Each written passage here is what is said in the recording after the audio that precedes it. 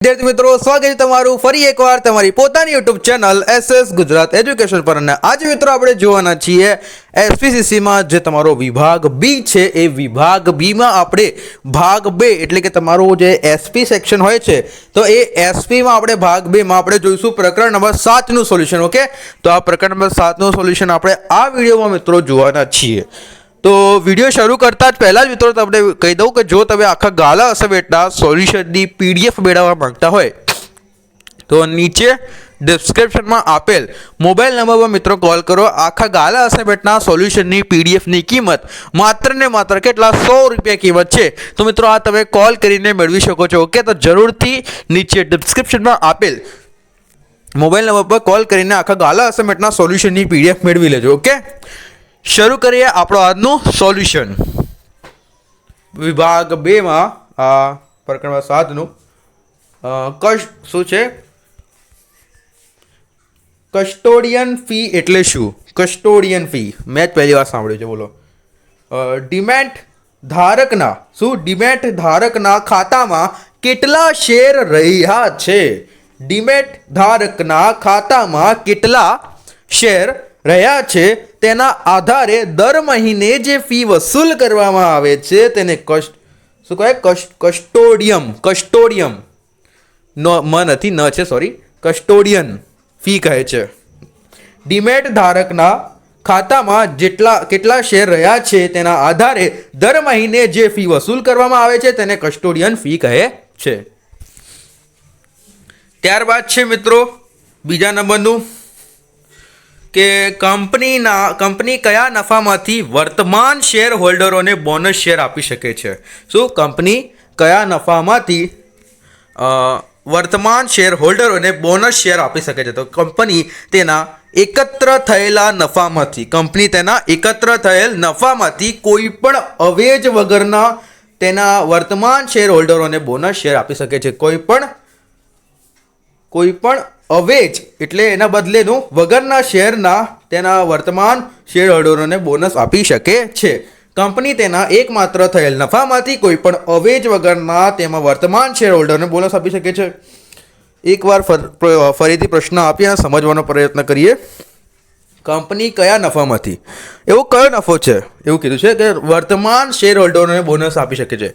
અચ્છા, હા, બરોબર કે કંપની જેટલો નફો થાય છે ને કંપનીને, તો એવું કીધું છે કે જે આપણે શેર આપણે ખરીદીએ છીએ કોઈ કંપનીના, આપણે ધારી લઈએ કે આપણે રિલાયન્સના શેર ખરીદીએ છીએ તો આપણને હમણાં વર્તમાનમાં આપણે શેર ખરીદીએ છીએ અને એવું કંઈ થાય છે, આપણે નફો થયો આપણા કારણે રિલાયન્સ કંપનીને, તો રિલાયન્સ કંપનીને જે શેર બોનસ આપવું હોય આપણને, મતલબ કે થોડા વધારેના નાણાં બોનસ કહીએ તો આપણે જે મળતું હોય છે દિવાળીના ટાઈમે એમ બધું, તો બોનસ આપવું હોય તો કેવી રીતે આપી શકે છે? બસ એનો આ પ્રશ્નનો ઉકેલ સમજીએ. કંપની તેના એકત્રિત થયેલ એટલે કે જેટલું બી એનો નફો થયો છે ને એ કોઈ પણ અવેજ એટલે બીજા કારણોમાંથી નફો થયો હશે ને, એનો જે ફિક્સ નફો હતો એ વિચાર કરી બેઠો તો એ તો નફો થઈ જ ગયો હોય ને, પણ જો અવેજ એટલે બીજા એના વગરનો જે નફો થયો હશે ને તો એના વર્તમાન શેર હોલ્ડરને બોનસ આપી દેશે. ઓકે, એ શક્ય છે. ત્યારબાદ આપણો ત્રીજા નંબરનો પ્રશ્ન તરફ આગળ વધીએ. તો ત્રીજા નંબરનો પ્રશ્ન આપણને શું કહે છે કે કઈ સંસ્થાઓ રોકાણકારના શેર, બોન્ડ કે સિક્યોરિટીને સાચવવાની જવાબદારી સંભાળે છે?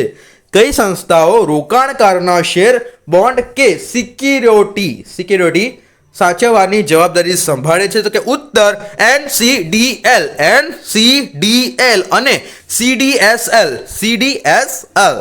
કઈ સંસ્થાઓ રોકાણકારો તમને ખબર છે, સંસ્થાઓનો મતલબ ખબર છે, શેરનો મતલબ ખબર છે, બોન્ડનો મતલબ ખબર છે, સિક્યોરિટીનો મતલબ ખબર છે. આ બધા મતલબ ખબર હશે તો આ વાક્ય સમજમાં આવશે. કઈ સંસ્થાઓ રોકાણકારો શેર, બોન્ડ કે સિક્યોરિટીને સાચવવાની જવાબદારી સંભાળે? તો કે NSD આ જે સંસ્થા છે ને મિત્રો, આ બધું સંભાળ રાખે છે એટલે કે મેનેજ કરે છે આ બધું.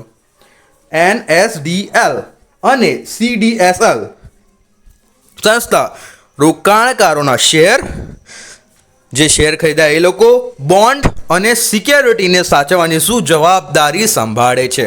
ઓકે, ત્યારબાદ આપણો ચોથા નંબરનો પ્રશ્ન છે બોનસ શેર બહાર પાડવાની સત્તા શેમાં હોવી જોઈએ?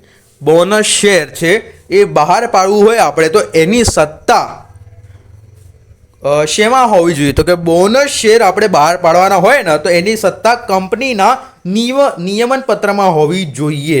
બે વાર આવી લખાઈ ગયું, પ્રિન્ટિંગ મિસ્ટેક.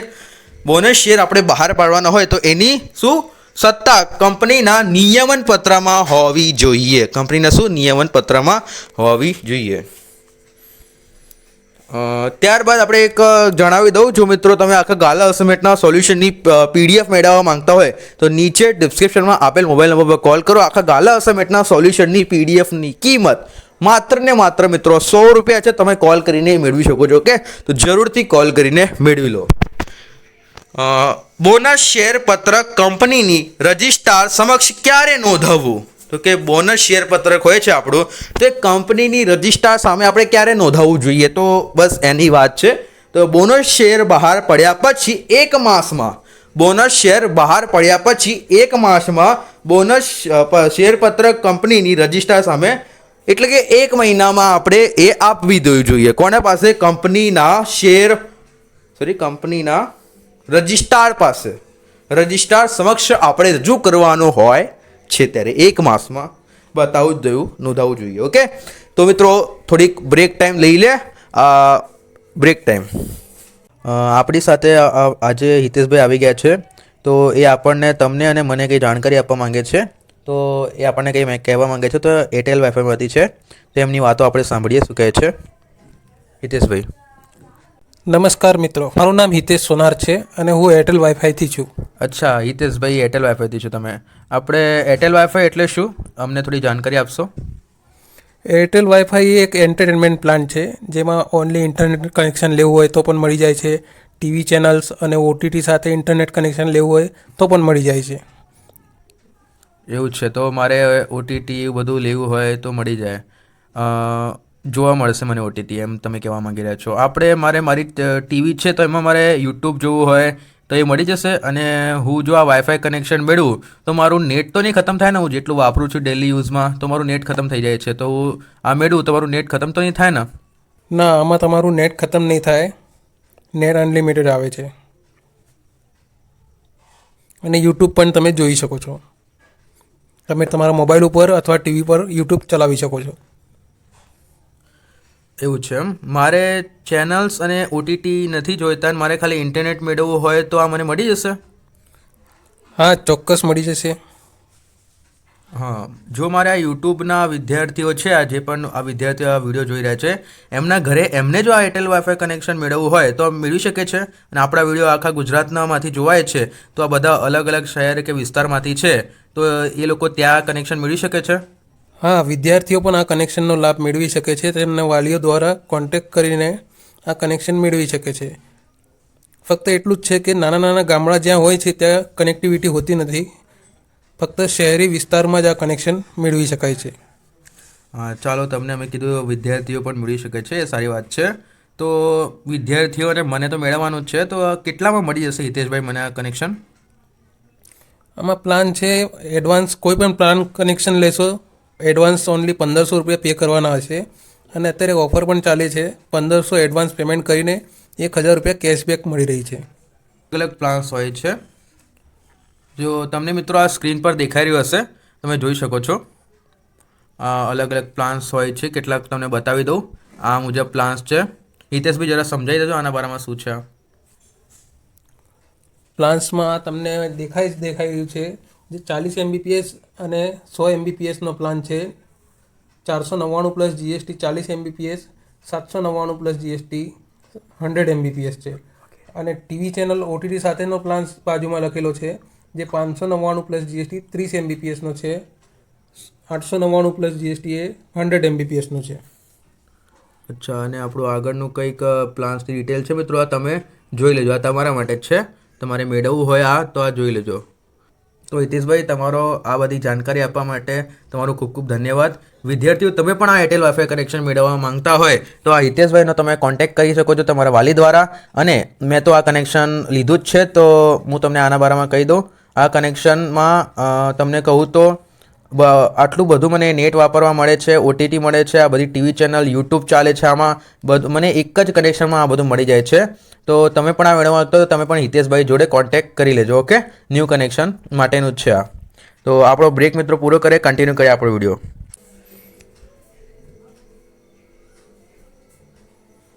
તો જોઈએ મિત્રો 6 નંબરનો પ્રશ્ન કે શેર પ્રીમિયમની રકમનો ઉપયોગ શેના માટે થઈ શકતો નથી?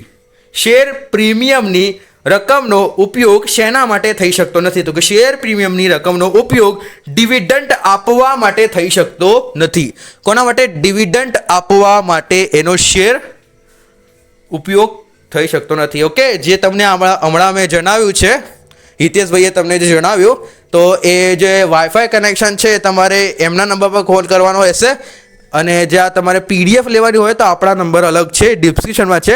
વાઈફાઈ કનેક્શનનો નંબર તમને અત્યારે બતાવી દીધો હશે હિતેશભાઈએ, તો એ તમે એવું જોજો. ઓકે, શેર પ્રીમિયમ રકમ ઉપયોગ તેના માટે થઈ શકતો નથી. તો શેર પ્રીમિયમ રકમનો ઉપયોગ ડિવિડન્ડ આપવા માટે થઈ શકતો નથી. ઓકે, ડિવિડન્ડ આપવા માટે થઈ શકતો નથી.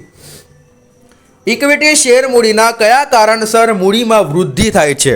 ઇક્વિટી શેર મૂડીના કયા કારણસર મૂડીમાં શું થાય છે? વૃદ્ધિ. તો કે કારણ કયું કારણ છે જોઈએ તો કે ઇક્વિટી શેર મૂડીના હકના શેર તેમજ શું? ઇક્વિટી શેરના હકના શેર તેમજ બોનસ શેરના કારણે મૂડીમાં વૃદ્ધિ થાય છે.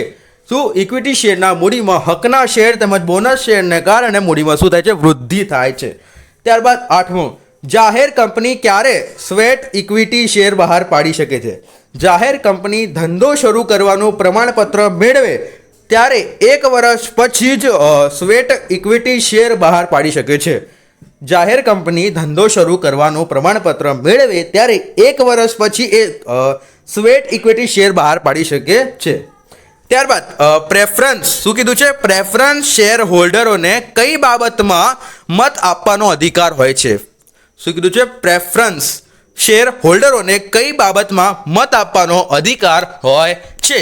તો કે પ્રેફરન્સ શેર હોલ્ડરોને માત્ર તેમના હિત સાથે સંકળાયેલી બાબતો, એમના હિત માટે સંકળાયેલી બાબતો હશે તો એ મત આપવાનો અધિકાર તેમને ત્યારે હોય છે.